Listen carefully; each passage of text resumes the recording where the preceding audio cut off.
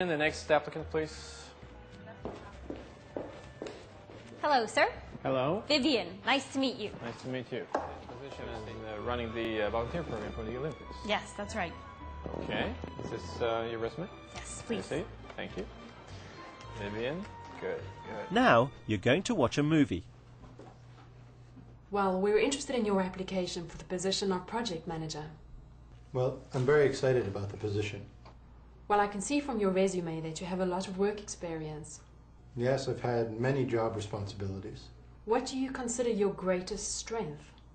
I'm very reliable. I always try to do my work on time. I see. Very good. May I ask you what your greatest weakness is? I have difficulty saying no, so I often work overtime. Sometimes I even forget what my company's normal working hours are. Very impressive. May I ask you why you'd like to work for this company? Your organization is very successful and known throughout the world. So you hope to have an international career? Yes, I've studied abroad before, but haven't worked for an international company yet. Well, we may be able to give you that chance. As soon as we review all of our candidates, we will let you know our decision. Thank you. I look forward to hearing from you. Can you tell me a little bit about yourself, what you've done in the past? Yes. I've actually been volunteering for 15 years. I started volunteering when I was 13 years old. I volunteered in the art camp, band camp, sports camp, science camp. Well, it sounds like Sam has done quite well. Can you remember Alison's first question? Let's watch it again. What do you consider your greatest strength? What do you consider your greatest strength? Alison uses the words, what do you consider, to make the question more polite. This is more polite than, what is your greatest strength? Let's see some more examples. Sports camp, science camp, everything. You name it, volunteering, I've done it. Wow, you sure like to work for free? Yes. I aim to please. I like to help. Good. What do you consider most important in your career? What do you consider your greatest achievement? Let's look at another polite question form. Here's Alison again. I see. Very good. May I ask you what your greatest weakness is? May I ask you what your greatest weakness is? Alison uses the words, may I ask you, to make the question more polite. In a long question like this, the word order changes. Is comes at the end. May I ask you what your greatest weakness is? This is a polite way of saying, what is your greatest weakness? Look at these examples. May I ask you what your sales average is? May I ask you what your greatest achievement is? Another polite form, similar to may I ask you, is could you tell me? Could you tell me what job you are doing? Could you tell me what salary you would like? Can I ask you a few questions? So, may I ask you what you consider to be your greatest strength? Well, I think that, I'm really good at working with people. Like I said, I've been volunteering for 15 years. I'm really dedicated to my job. I like to help. I'm always there to volunteer my services. I like to coordinate things, organize things. You name it, I do it. That's great. Okay.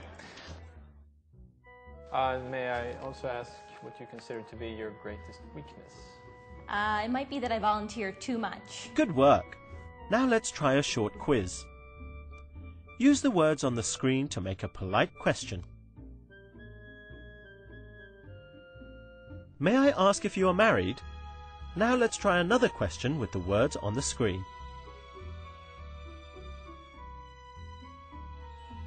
What do you consider to be the best thing about your job?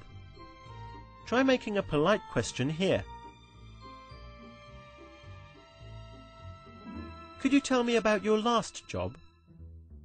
Try this one. Remember, with a long sentence, the word order changes and is comes at the end. May I ask you what your greatest achievement is? May I ask you why you're interested in this position? Because this is the grand slam of all volunteering events, and I want to be part of it. I understand. Well done. That was great. Now you know how to ask polite questions. We've talked about how to use what do you consider to be your greatest achievement? May I ask what your sales average is? And could you tell me Could you tell me what salary you expect? Bye for now and see you again soon. May I ask you one more thing? Could you tell me what you consider to be your greatest achievement? Thought you were never going to ask. Well, my greatest achievement, I think, is back when I was 18 years old and I got the entire art camp to create clay pots. Clay pots? Yes. That may come in handy in this job. Yes. Okay, thank you, Vivian, for coming in. Thank you, sir. Yeah? This is the VOA Special English Education Report. What is the best way to learn a new language? A small study of foreign language learning in adults compared two methods. One is known as the explicit or classroom method. This is the kind of traditional classroom teaching where students are taught a lot of information about grammar rules.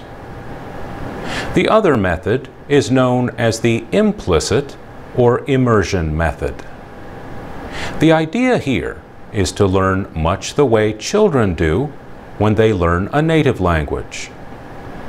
That is, by being with native speakers and absorbing the language that surrounds them, generally without a lot of explanation. Teachers may combine these two methods into what Professor Michael Ullman calls immersion-style classroom teaching. But is that necessarily a better way to learn a language?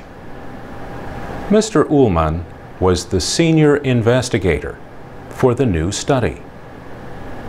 He is a professor of neuroscience at Georgetown University Medical Center in Washington.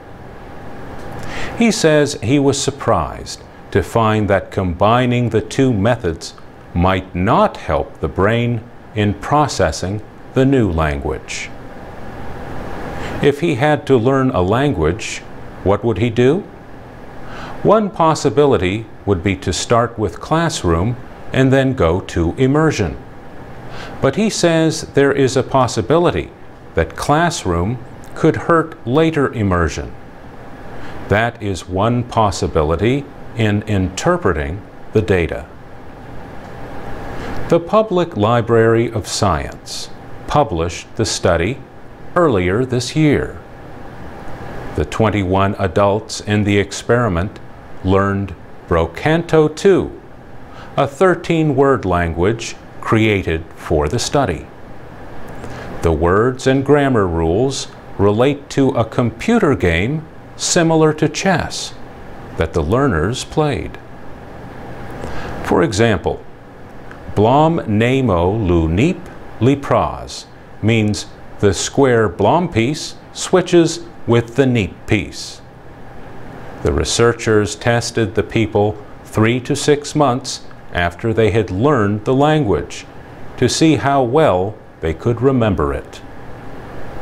The study found that those who had learned it with the immersion method had brain waves similar to those of native speakers of a language when speaking that language. Professor Ullman says those who trained with the classroom method also became more native-like in their brain processing. But only the immersion group showed full native-like processing of the grammar. Still, he says teachers should not make any curriculum changes based on his findings. He says further research is needed. And it may be, for example, that a combination of classroom and immersion might be best. But we don't know that. For VOA Special English, I'm Mario Ritter.